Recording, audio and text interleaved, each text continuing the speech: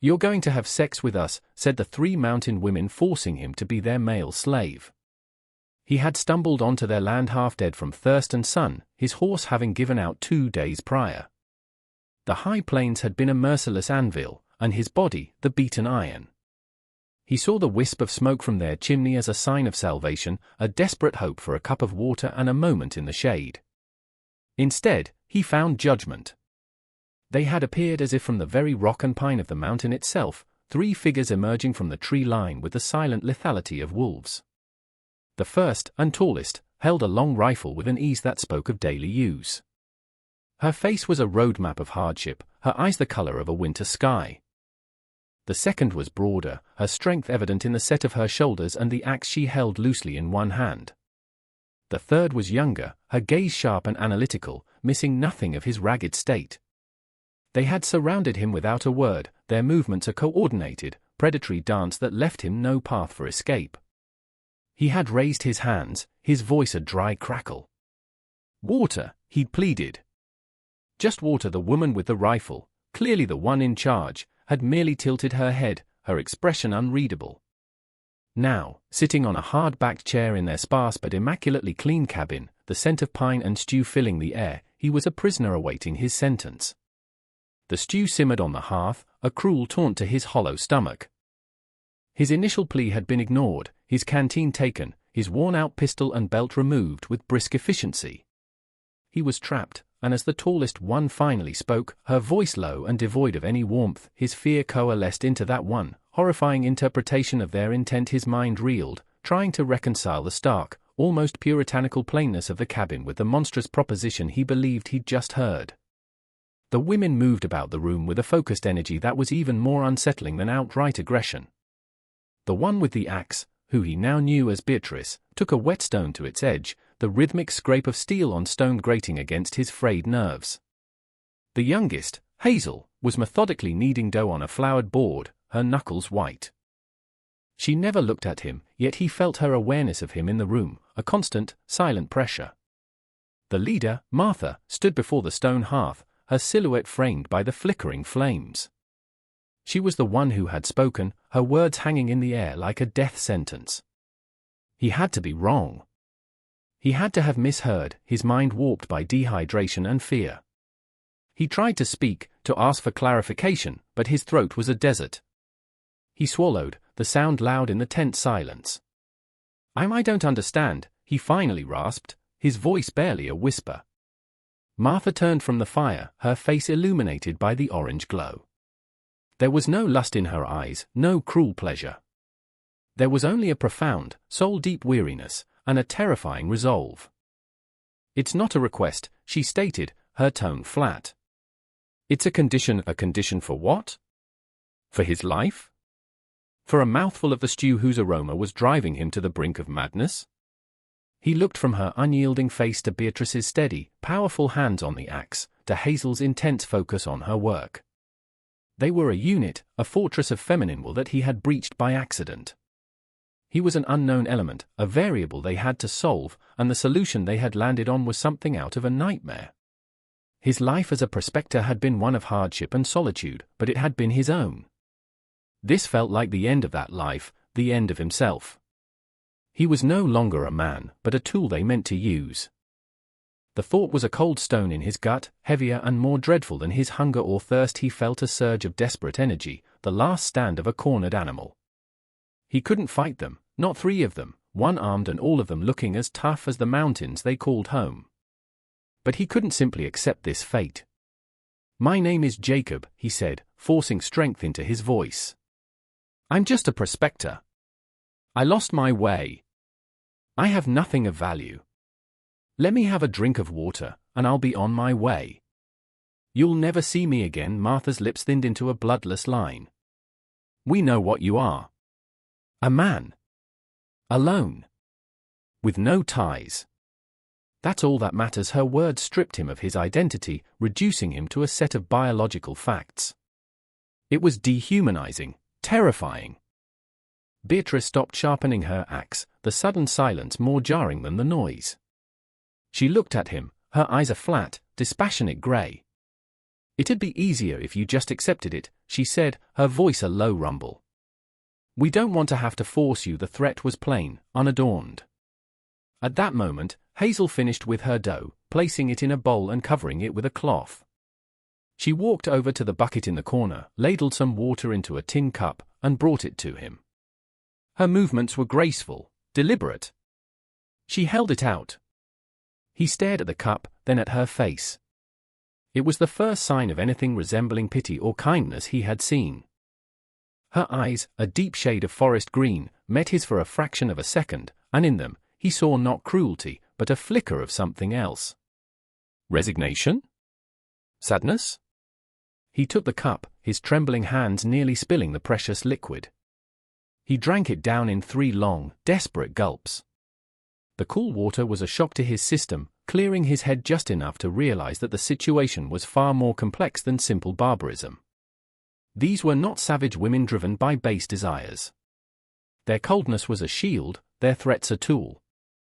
There was a purpose here, a reason buried beneath the layers of intimidation, and a small, dangerous spark of curiosity began to burn alongside his fear. Martha seemed to notice the shift in his demeanor, the slight lessening of his panic. "Good," she said, as if he had passed some unspoken test. "Now that you can think clearly, we will explain." She walked to a large, carved wooden chest in the corner of the room and lifted the heavy lid. The scent of cedar and old paper filled the air. She rummaged inside for a moment before pulling out a thick sheaf of documents, tied together with a faded red ribbon. She placed it on the table in front of him with a heavy thud. The paper was yellowed with age, the ink a faded brown. It was a last will and testament, the script ornate and legalistic. "This is our father's legacy," Martha said, her voice laced with a bitterness so profound it seemed to poison the air. "This is our prison." She gestured for him to read it. Jacob hesitated, his gaze shifting from the document to the 3 women watching him. Beatrice had set aside her axe and now stood with her arms crossed, a silent guard. Hazel stood near the window, looking out at the vast, lonely expanse of their land. He picked up the document. The legal jargon was dense, but the core of it was brutally clear. Thaddeus Kane, their father, had bequeathed his entire estate, the 1,000-acre ranch, the livestock, the cabin, everything, to his 3 daughters on one unyielding condition. To secure their inheritance, all 3 daughters had to be legally married and collectively produce a living male heir within 2 years of his passing. If they failed, the entire estate would be forfeited to a distant, male cousin whom, Martha added with a sneer, their father had despised but whose gender made him more worthy in his eyes. The document was a monument to one man's patriarchal spite, a final act of control from beyond the grave. Jacob looked up from the page, his mind reeling. He had been a prospector, a wanderer, but he was a man of his time. He understood the casual cruelties of the world, but this was a masterpiece of it. He read the key phrases again, letting the words sink in. Must be lawfully wed. Produce a single, legitimate male heir. Failure to comply shall render this inheritance null and void. It was a cage made of paper and ink. He looked up at Martha, and for the first time, he saw past the hardened exterior to the desperate woman beneath. He saw the same desperation in Beatrice's stony silence and Hazel's pensive gaze. They weren't just protecting their home, they were fighting for their very survival, for the only life they had ever known, against the ghost of their own father. "He died 1.5 years ago," Martha said, answering the question he hadn't yet asked. "We have 6 months left, 6 months to find husbands, conceive a child, and hope for a son." In this isolated corner of the world, it was an impossible task. Men of their own choosing, men who would respect them and not see the ranch as a prize to be seized, were not exactly lining up at their door. Any man they brought in from a nearby town would see 3 women alone as an opportunity, a weakness to be exploited. He would become the master of the house, and they would be subjugated, trading one form of prison for another. "We will not be owned," Beatrice said, her voice low and fierce. "Not by a cousin we don't know, and not by some slick talker from town who thinks he can take what our family built." Jacob finally understood. His arrival was a fluke, a 1 in a million chance. A man, alone, with no one to ask after him, weak enough to be controlled but strong enough to be useful. He was their last, desperate gamble. His fear, which had been a wild, roaring inferno, began to cool into something else. It was still there, a knot of apprehension in his stomach, but it was now mingled with a dawning, shocking sense of empathy. He looked at the will in his hands, then at the women. They weren't captors. They were fellow prisoners. So, the words you said, Jacob began, his voice steadier now. The proposition. It wasn't. It was about this. He tapped the will. Martha nodded, her expression grim. It's a contract. A biological necessity.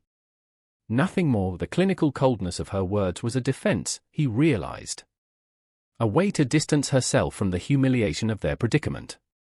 They weren't seeking a lover or a husband in any traditional sense. They were seeking a signatory to a living document, a partner in a desperate legal battle. We don't want a master, she continued, her eyes boring into his. We've had one of those our whole lives, and he's still trying to rule us from his grave. We want a partner. An employee, if you prefer that term. Someone to fulfill the requirements of this damn paper so that we can keep our home. Beatrice stepped forward. And we pay our way.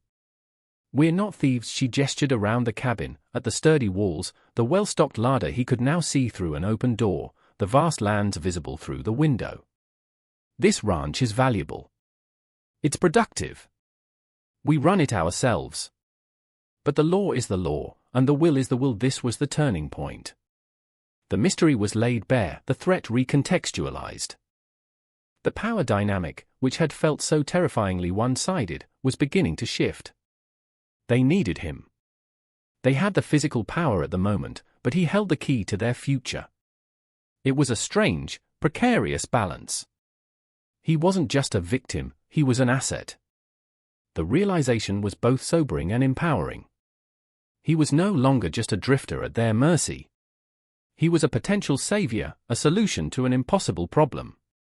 He thought of his own life, the lonely years of chipping away at rock for a few specks of gold, the constant moving, the lack of any real connection or home. He had nothing to go back to, and nothing to look forward to. Here, in this strange, tense cabin, was an offer of something else. It was terrifying, unconventional, and fraught with peril, but it was also a chance at a life he never could have imagined. He took a deep breath, the air thick with the smell of baking bread, wood smoke, and the unresolved tension of 3 lives hanging in the balance. "What are your terms?" he asked. The question changed the room.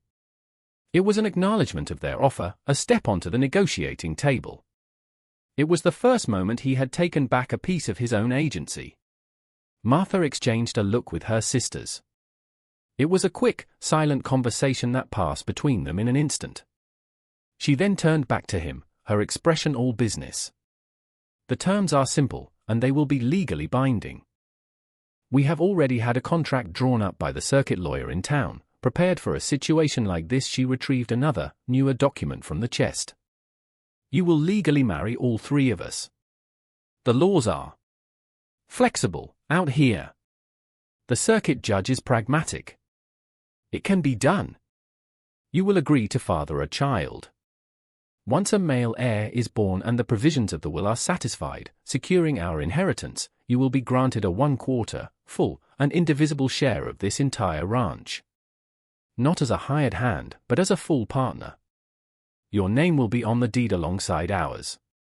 You will have a home, and a stake in everything we build from this day forward. You will be an equal." Jacob was stunned into silence. He had expected to be a servant, a breeding stud kept on until his purpose was served. He had never imagined they would offer him equality. A 250-acre ranch was a fortune beyond his wildest dreams. It was a kingdom. But it came with a heavy price, a life bound to 3 women he barely knew, in a union born of legal desperation. He looked at them again, really looked at them. Martha, the unbending leader, carrying the weight of her family's future on her shoulders. Beatrice, the stoic protector, her strength a wall against the world. And Hazel, the quiet observer, whose small act of kindness with the water had been the first crack in his terror. They were formidable, fierce, and entirely capable. To be their partner would not be to rule them, but to stand beside them. He thought about the alternative. To leave. To go back to the dust and the uncertainty, his pockets empty and his future a blank, lonely page. He was tired of being alone. He was tired of the constant struggle with no reward. Here was a chance to build something. A home. A family, albeit the strangest family he could ever have conceived of. It was a leap into a dark, unknown canyon, but the other side promised something he had long since given up on, a place to belong. He stood up, his legs still a bit unsteady, but his resolve was firming. He looked Martha in the eye. "I have one condition," he said. Beatrice tensed, her hand moving almost imperceptibly toward the axe that leaned against the wall. Martha's eyes narrowed. "What is it?" Jacob held her gaze. "You said we would be partners. Equals. If I do this, it's not as your employee or your tool. We do this together. We run this ranch together. All four of us. All decisions are made together. I will not be a figurehead husband just to satisfy your father's ghost." A long, heavy silence descended upon the cabin. He had pushed back, asserting his own terms, testing the truth of their offer. He watched Martha's face, expecting anger or rejection. Instead, after a moment, the corner of her mouth twitched, a minuscule movement that might have been the start of a smile. "That was always the offer," she said. "We just didn't expect you to have the sense to demand it." Beatrice relaxed, and for the first time, a look of grudging respect entered her eyes. Hazel, who had been watching the entire exchange with wide, intelligent eyes, gave a small, almost imperceptible nod. The tension that had held the room in its grip for hours finally, blessedly, began to dissipate. It was replaced by something new, something fragile and uncertain, but alive with possibility. Hope. He extended his hand. "Then we have an agreement." Martha looked at his calloused, dirt-stained hand, then back at his face. She clasped it, her grip as strong and sure as his own. "Welcome to your home, Jacob." The months that followed were a whirlwind of activity, a rapid education in a life he had never known. The contract was signed, the bizarre, multifaceted marriage registered by a bewildered but well-paid circuit judge, and the work began. The pace was relentless. Jacob, who had known the back-breaking labor of mining, found that ranching demanded a different kind of strength, a tireless endurance. He worked alongside them from before dawn until after dusk, mending fences that stretched for miles, breaking wild horses, and digging a new irrigation ditch from the mountain stream. In the beginning, their interactions were practical, their conversations limited to the tasks at hand. But slowly, through shared sweat and exhaustion, the walls began to come down.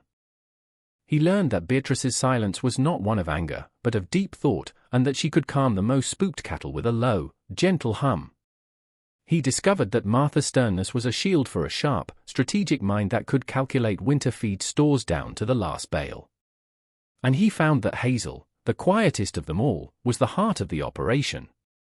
She had a deep, intuitive knowledge of the land, of herbal remedies for sick livestock, and her quiet presence was a source of calm in their chaotic lives. Trust was not given, but earned in inches.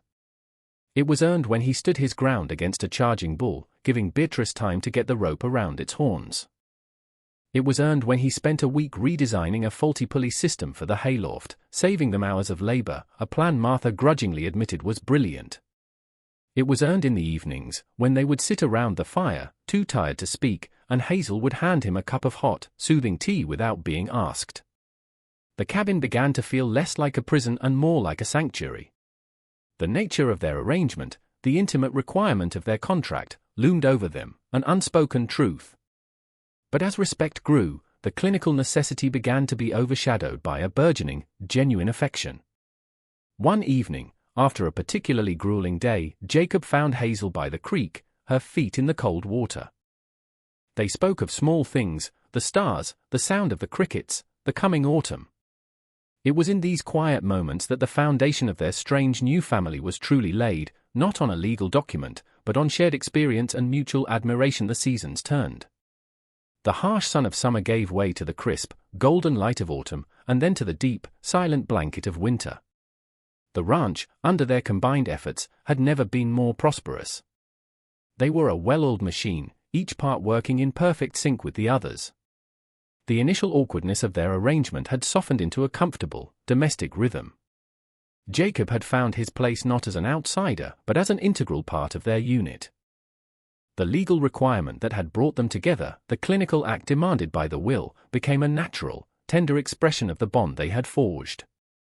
It was not the fulfillment of a cold contract, but an act of shared hope for the future they were building together. It was Hazel who became pregnant first. The news was met not with a sense of legal victory, but with a quiet, profound joy that filled every corner of the cabin. They had fought against a dead man's decree and were on the verge of winning. More than that, they were creating a new life, a symbol of their shared future. A son was born in the spring, a healthy baby with Jacob's dark hair and Hazel's green eyes. They named him Thaddeus, not in honor of the cruel patriarch, but as a final, defiant act of reclaiming their own legacy. The condition of the will was met. The ranch was theirs, unequivocally and forever. But by then, the contract and the will were meaningless pieces of paper.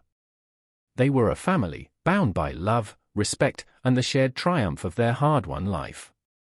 The passage of years was marked by the growth of the ranch and their family. More children followed, daughters and sons, filling the once silent cabin with laughter. The land thrived under their care, their cattle herds becoming known throughout the territory for their quality. Jacob, the lost prospector, was now a respected patriarch, a loving husband, and a devoted father. He had found more than gold in those mountains. He had found a home, a purpose, and a love deeper and more resilient than any he could have ever imagined. He often looked at his 3 wives, his partners in every sense of the word, and marveled at how a terrifying demand had transformed into a life of such profound happiness.